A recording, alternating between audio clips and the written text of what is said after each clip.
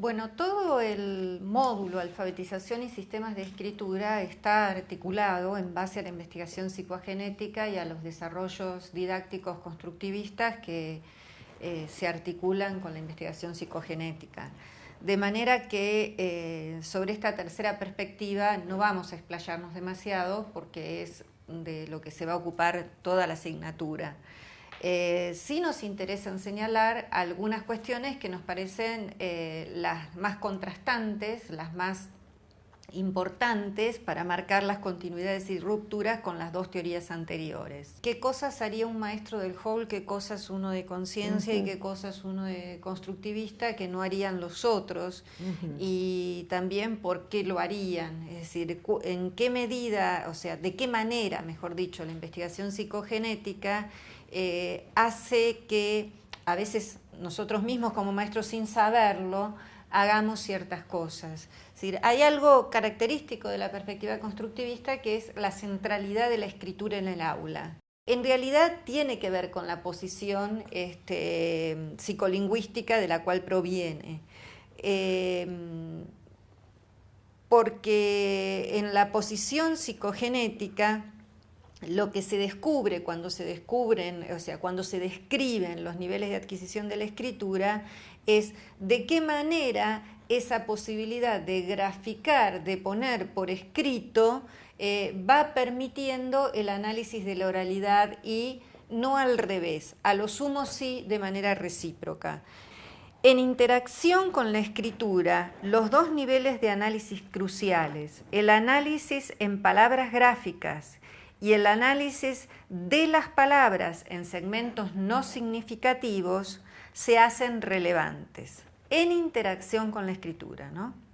Es para comprender la escritura tal como la practicamos que es preciso descubrir que lo que la escritura llama palabras no se refiere únicamente a segmentos aislables en la emisión, en la emisión oral, porque los artículos, preposiciones y conjunciones deben entrar en la definición de palabra, aunque por sí mismo no tengan significación autónoma. ¿Qué quiere decir la, por, el? Es para comprender la escritura, tal como existe en la sociedad, que es preciso descubrir que la segmentación de las palabras van más allá de la sílaba, unidad natural.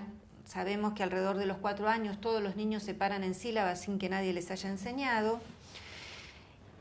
Sigo con Ferreiro, y deben ubicarse en un nivel abstracto, porque muchas veces es impronunciable, de diferenciación difícilmente audible y pocas veces visible en el nivel de la articulación. Ferreiro 2004. Es decir, es esa práctica de poner el gato toma leche o hoy es un día de sol, es esa práctica de poner marcas aislables, unidades aislables, la que permite pensar que en el habla, la que hace que nos representemos, mejor dicho, el habla en unidades, porque en realidad el habla es un continuo.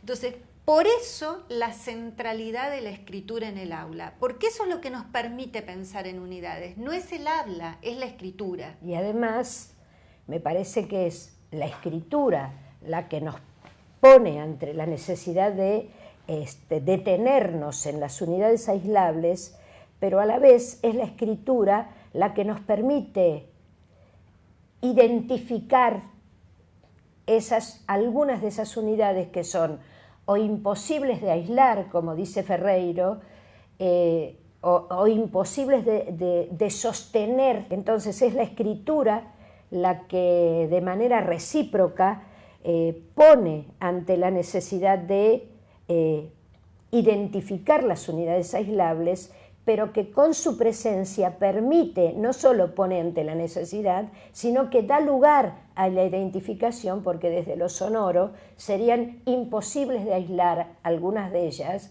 como indica el fragmento de Emilia que acaba de leer Mirta. En la línea de la tradición pedagógica de la búsqueda de sentido, esa escritura aparece en el aula consentido. Aparece siempre produciendo listas de mandados, listas de tareas, listas de cosas que no hay que olvidarse para la excursión, produciendo cartas, produciendo cuentos, es decir, produciendo todo lo que circula socialmente. Esto ya estaba en el hall, como lo hemos mencionado. ¿Qué es lo que se avanza en el aula?